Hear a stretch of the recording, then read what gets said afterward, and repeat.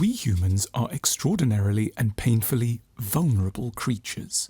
Especially in our early years, we are at huge danger of being psychologically damaged by those around us. Damage is in one way or another always caused by a shortfall of tenderness and care. As we might put it, it's caused by a shortfall of love. Examples of shortfalls of love are very varied. Perhaps at an early point, someone went missing, or someone died, someone was cruel, or someone misunderstood. And, as a result of this deficit, universally, some kind of wound was sustained. We are psychologically very ingenious creatures. In the face of any wound, we develop an array of very clever defense mechanisms. The purpose of defense mechanisms is to protect us against further damage, to help us to get through to the next stage of existence, to keep us going, in extremis, to save our lives. For example, to protect us against this wound, a parent who goes missing, we develop this defense mechanism, an inability to feel sad whenever anyone is absent. Or to protect us against an alcoholic caregiver, we develop the defense of huge independence and self-containment. And so on.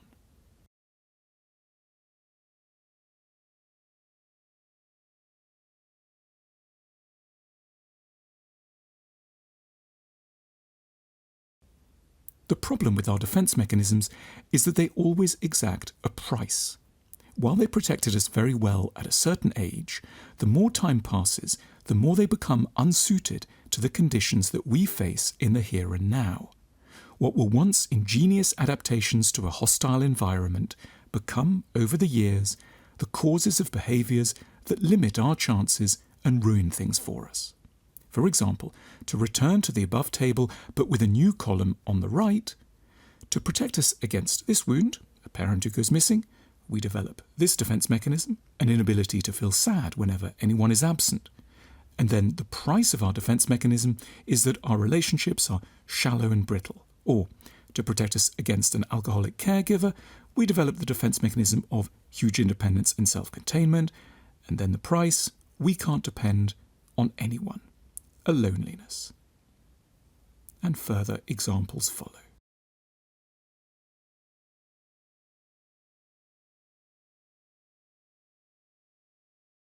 It's in the nature of how our minds work that we generally can't see the connection between how our defense mechanisms operate in the here and now and the wounds we sustained in the past. These defense mechanisms give us what we call symptoms. We have a tendency to just accept these symptoms even if they're very painful. Often we don't even notice them. For example, we accept that we're not so good at love, or we accept that we're quite lonely, or we don't notice that we're manically cheerful, or we don't notice how much we're underperforming at work. In order to heal ourselves from our symptoms and the emotional wounds that lie beneath them, we have to learn to understand ourselves better. Our happiness relies on becoming more self-aware. The more we can work at understanding ourselves, the healthier, freer, and more creative we can be. How then can we unpick the legacy of emotional wounds? Self-understanding is a 7-stage process. Firstly, we need to learn to identify our symptoms. For this, we need to grow more ambitious about who we want to become in the future. We need to scan the present and wonder how things could be improved. We should ask, what would I like to get rid of in myself? What fruitless habits, compulsions, or areas of stuckness would I like to overcome? What's more painful than it needs to be? What patterns of difficulty can I notice once I look carefully? Secondly, we need to identify our defense mechanisms. These can be very hard to spot, but it helps to consider a list of what some very common defense mechanisms are to see if they ring any bells. We might never have thought of these things as defense mechanisms, but we may nevertheless feel a moment of recognition when we hear of the following: falling in love with unavailable people, ensuring our relationships always fail, underperforming at work, being very independent, addiction to alcohol, porn, exercise, work, feeling numb, hypervigilance, continuous anxiety, constant sadness, depression. Thirdly, we're used to thinking of defense mechanisms in rather negative terms. They're typically framed in problematic ways, like illnesses that have no rationale. They do cause us difficulties, but to think of them negatively only doesn't allow us to understand that they actually have a logic, and that it's only on the basis of understanding their logic that we can overcome them. So long as we continue to see them as meaningless, freakish aberrations, we'll never rid ourselves of them. We must therefore learn to look at defense mechanisms as highly ingenious, very clever strategies that once would have done a very good job at keeping us safe. We need to look for the upside of whatever defense mechanism we recognize in ourselves. We should ask, what was this defense mechanism clever at doing for us? How did it help us? How was it, in its way, rather wise and admirable? So, common defense mechanisms: falling in love with unavailable people. What's the clever upside of the defense mechanism? We don't have to be let down. Or the common defense mechanism of ensuring our relationships always fail. What's the clever upside? We don't need to experience loss. Underperforming at work. What's the clever upside? We don't have to risk generating envy. Being very independent. What's the clever upside? No one can disappoint us. And so on.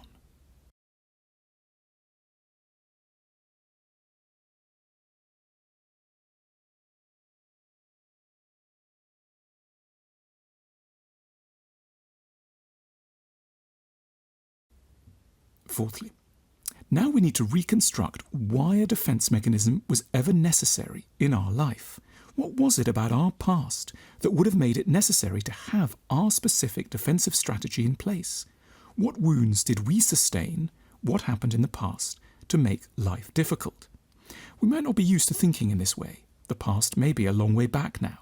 But we need to proceed like archaeologists who try to reconstruct, from the fragments in the here and now, some of the circumstances of a bygone era.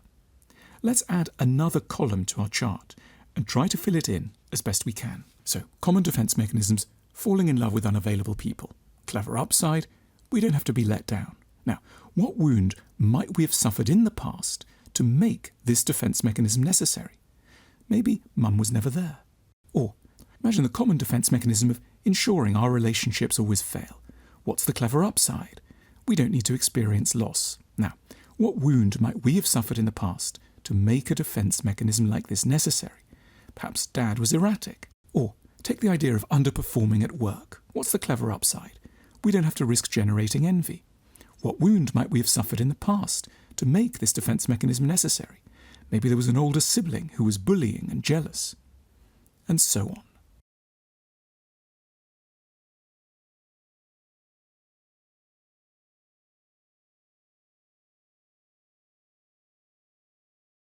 Fifthly, now we should do something very unfamiliar.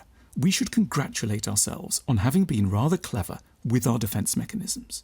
Far from being some silly, neurotic feature of our lives, defense mechanisms have been an ingenious way of keeping us away from devastation. Let's take a moment to feel proud of our smart minds for devising a means of carrying us past danger onto the next stage of life. Let's feel compassion and admiration for our defensive strategy. 6. Now, having given ourselves all due congratulations, we then need to do something else. Realize that our defense mechanisms are in fact past their sell-by date. They were once undoubtedly pretty clever, we can feel grateful to them, but now they don't serve any purpose anymore. Now they make life worse than it needs to be. In the circumstances of the present, they aren't required. We can afford to say goodbye to them. Indeed, we must do so. Let's add another column to our chart to make it clear to ourselves how we're losing out because of a defense mechanism. So, common defense mechanism: falling in love with unavailable people. The clever upside of the defense mechanism: we don't have to be let down. What wound might we have suffered in the past to make a defense mechanism here necessary? Mum was never there. And what price are we paying now for our defense mechanism? We can't enjoy intimacy. Or, let's take another example. Common defense mechanism: ensuring our relationships always fail. What's the clever upside? We don't need to experience loss. What wound might we have suffered? Perhaps Dad was erratic. And what price are we paying now for our defense mechanism? We haven't been able to have the family that we want. And there are plenty of other kinds of price that we're paying now. We're underselling ourselves, we feel isolated, our health is suffering badly, life doesn't feel very real, we're worried sick, our spirits are low.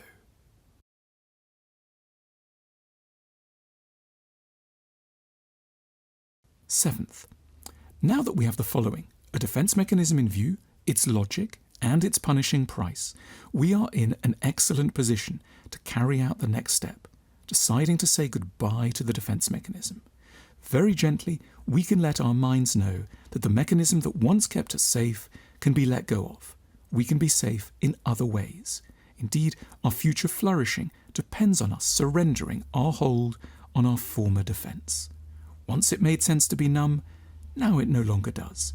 Once it made sense to be fiercely independent, now it no longer does. Once we had to be sad and fearful, now we can be hopeful and free.